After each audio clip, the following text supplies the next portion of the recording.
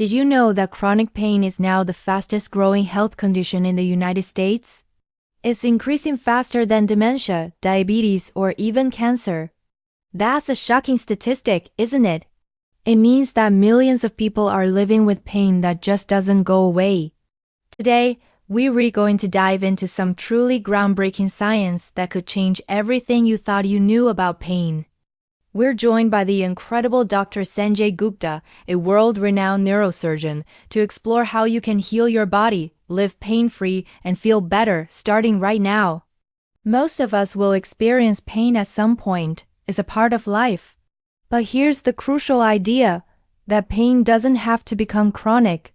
It doesn't have to stick around forever. The point where pain transitions from temporary to long-lasting is exactly where we can intervene and make a real difference.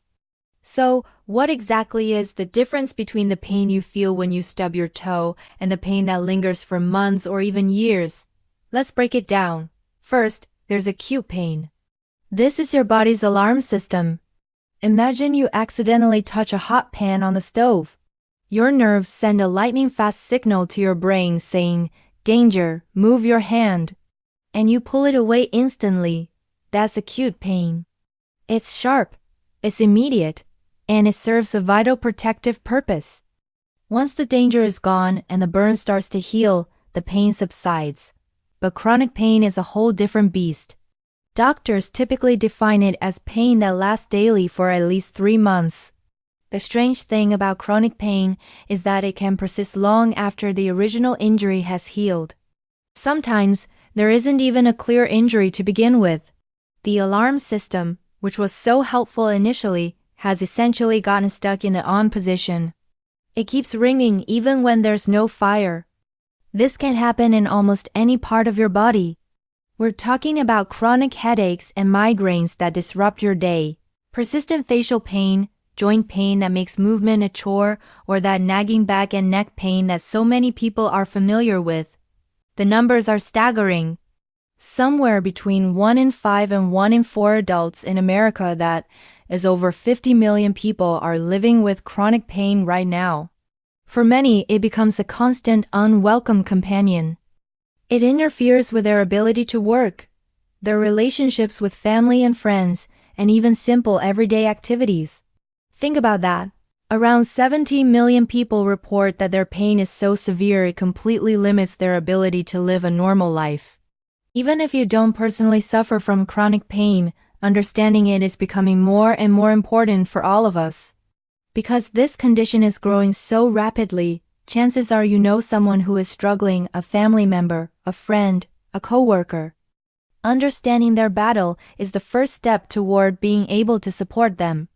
So, why does pain feel so different for different people, or even for the same person on different days?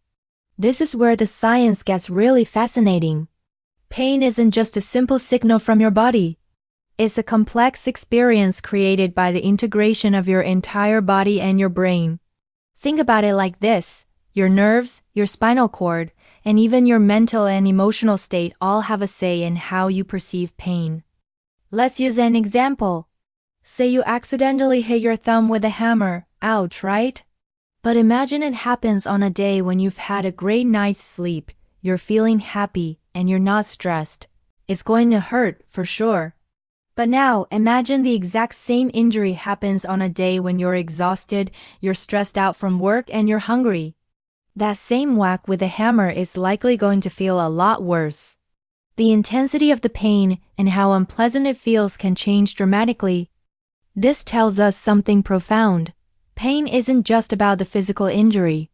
It's deeply connected to your overall well-being.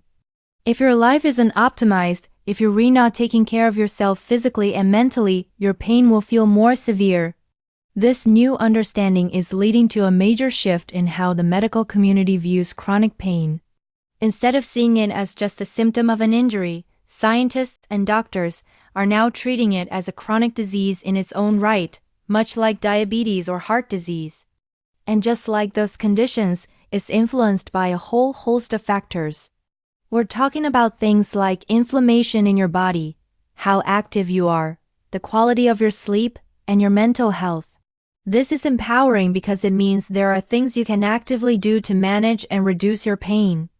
By focusing on decreasing inflammation through diet, staying active in ways that feel good for your body, prioritizing good sleep, and addressing your emotional well-being, you can directly lower the volume on your pain signals.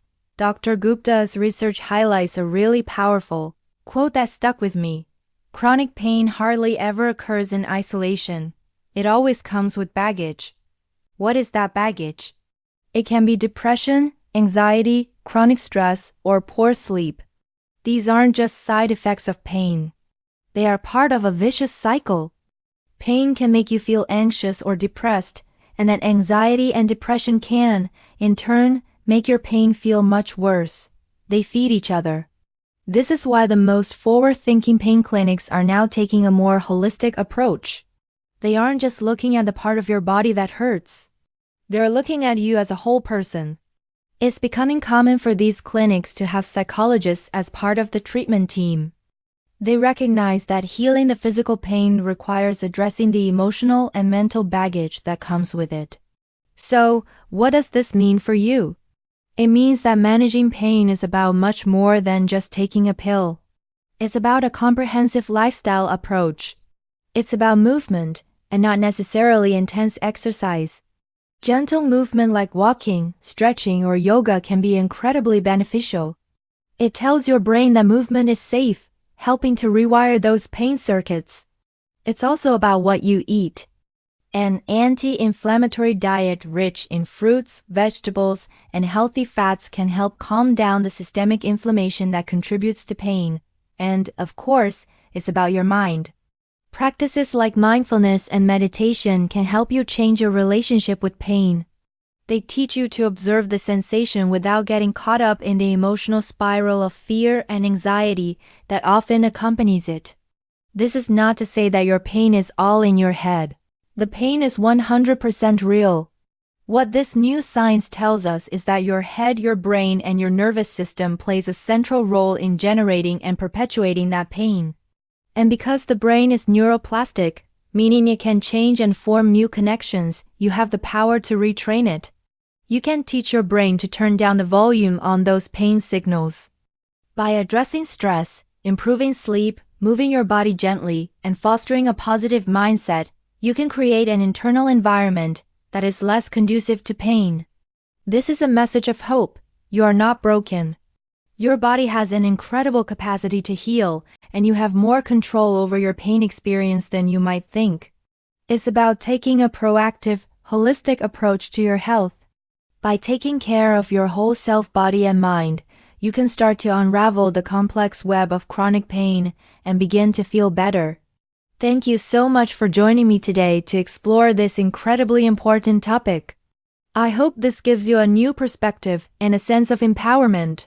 If you found this information valuable, please give this video a thumbs up and consider subscribing to the channel for more content that can help you live a better life. We'll see you in the next one. Did you know that your daily habits could be the real culprit behind your chronic pain? And what if I told you that your own body holds the key to unlocking a pain-free life without relying on a cabinet full of pills? Today, we're diving deep into the surprising connection between lifestyle and pain, and exploring some groundbreaking, science-backed ways to reclaim your comfort and well-being. Let's start with something we all need: sleep. It's a classic chicken and egg problem. Pain keeps you up at night, and that lack of sleep makes the pain feel even worse the next day. It's a vicious cycle that can feel impossible to break. But here's the hopeful part. Studies have shown that when people focus on treating their sleep problems, their pain levels can drop significantly. We're talking real relief, sometimes without even changing their pain medication. It's a powerful reminder that sometimes the simplest solutions are the most effective. However, in many parts of the world, especially the US, our approach to pain is often, well, a bit backward. We tend to reach for a quick fix, a pill or a procedure, rather than digging for the root cause. Here's a staggering fact for you. Americans make up just 5% of the world's population but consume a whopping 90% of the world's pain medication. This isn't just about statistics. It reflects a cultural mindset. We've been taught to view pain as an enemy that must be eliminated instantly, no matter the cost. But as Dr. Sanjay Gupta points out, this instant eradication approach often misses the bigger picture and can lead to over-medication and dependency. The good news is, there are smarter, more sustainable, and truly hopeful ways to manage pain. Let's talk about some of these innovative treatments. Imagine someone comes into the emergency room with a painful hip fracture. The traditional response might be to start them on powerful opioids. But what if there was a better way? Some forward-thinking doctors are now using nerve blocks instead. A nerve block can provide immediate, targeted relief right at the source of the injury. This not only manages the acute pain effectively, but also helps prevent the patient from starting down the long, difficult road of opioid dependence. It's about treating the pain intelligently from the very beginning. Now let's get a little futuristic. Have you ever heard of using virtual reality to fight pain? It sounds like science fiction, but it's happening right now and the results are incredible. Picture this. An elderly woman suffering from severe knee pain, rating it an 8 out of 10. She puts on a VR headset and for the next 20 minutes, she's not in a clinic. She's transported to a beautiful, tranquil beach. She can hear the waves, feel the sun on her skin, and her mind is completely immersed. After the session, she takes off the headset and is asked to rate her pain again. Her answer? A 3. It dropped from an 8 to a 3 in just 20 minutes, with no drugs involved. How is this possible? It's not magic, it's neuroscience. This kind of immersive experience activates what's called the endogenous opioid system. That's a fancy term for your body's very own built-in pain relief factory. When this system is switched on, your body releases its own natural pain-relieving chemicals. These are like the opioids you get from a pharmacy, but so much better. Why? Because unlike synthetic drugs, your body's natural opioids don't just numb the pain. They also improve your mood and can even help reduce the emotional memory of the pain itself. Think about that, your body already has the most advanced pharmacy in the world, ready to go. The trick is learning how to place the order. And VR is just one way to flip that switch. Practices like mindfulness, visualization, and meditation can stimulate the very same system. It's all about harnessing the power of your mind to influence your body's physical state. This brings us to one of the most misunderstood phenomena in medicine, the placebo effect. For years, it was dismissed as all in your head, but we now understand that the placebo effect is a perfect real-world example of your endogenous opioid system at work. It's not the sugar pill that's doing the healing. It has your belief and expectation of healing that triggers a cascade of biochemical processes in your brain and body, releasing those natural painkillers.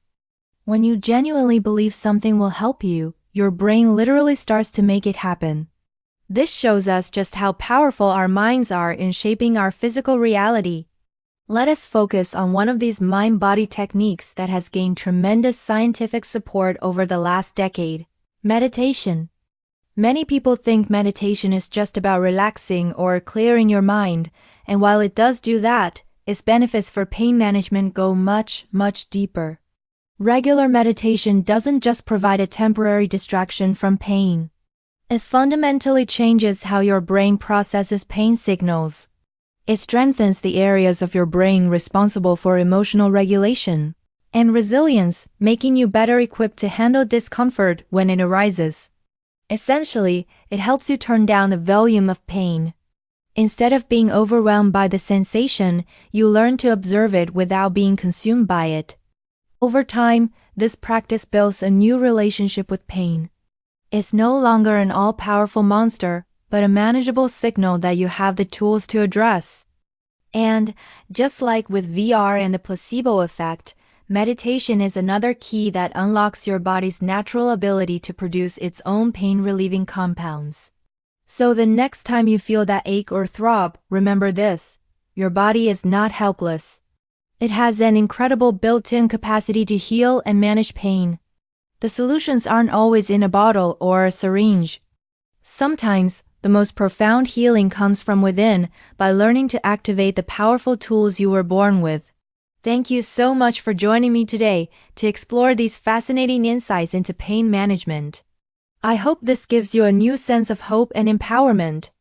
If you found this video helpful, please give it a thumbs up, and don't forget to subscribe and hit that notification bell so you don't miss our next video. Stay curious, stay well, and I'll see you in the next one.